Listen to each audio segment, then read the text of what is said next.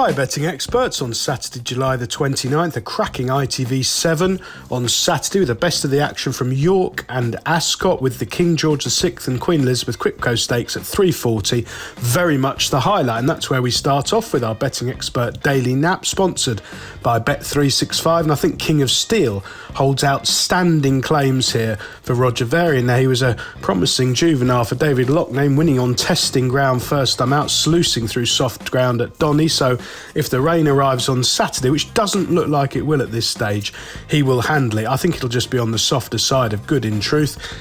As a 3-year-old, he started off for Varian, pitched in deep, straight into the Epsom Derby. Finished a cracking second behind Auguste Robin.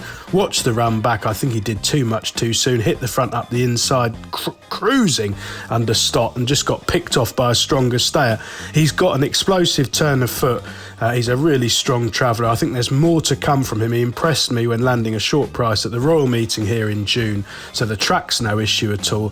As I say, he's only had 4 career starts. He's fresh, and I think he'll go really close here under Kevin Stott. I think 7-2 is a more than fair price. Obviously, the absence of Desert Crown takes away some of the shine, but it's still a cracking renewal.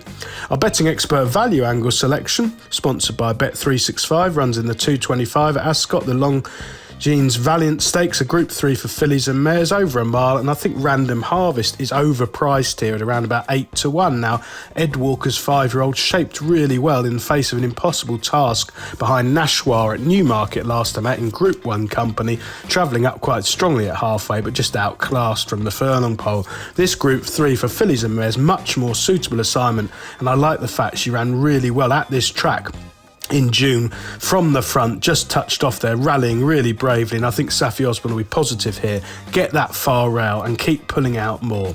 The remaining 5 races on ITV on Saturday, we'll do them in time order, starting at Ascot in the 150, a Group 3 for fillies, over 6 furlongs, 2-year-olds, some really interesting prospects here for the future, none more so than Symbology of Clive Cox. Now, Clive always has a strong hand in the juvenile division, and his Scopy grey filly really overcame plenty of inexperience to make a winning start in a traditionally strong contest at York earlier in the month. She is now miles up in class, straight into Group 3 company, but there's more to come. Bit of the cut in the ground should be fine. Rossa Ryan, a good booking. I think she can improve past these rivals. Over to York for the 205, the Jump Jockeys Nunthorpe.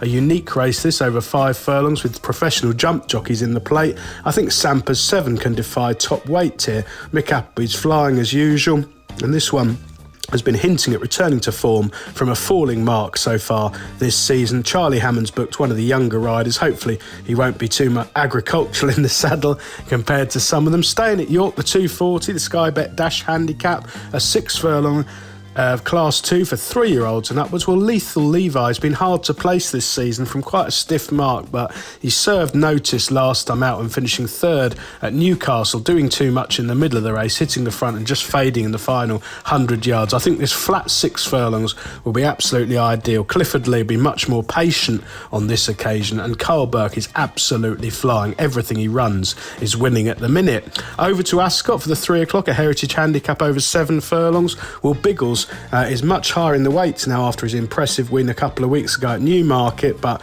he looked well ahead of the game there. 7 furlongs on eased ground, absolutely ideal. Ryan Moore's been booked. There's still more to come from him after just 10 career starts, and I do think he's going to graduate into group or listed company by the end of the summer.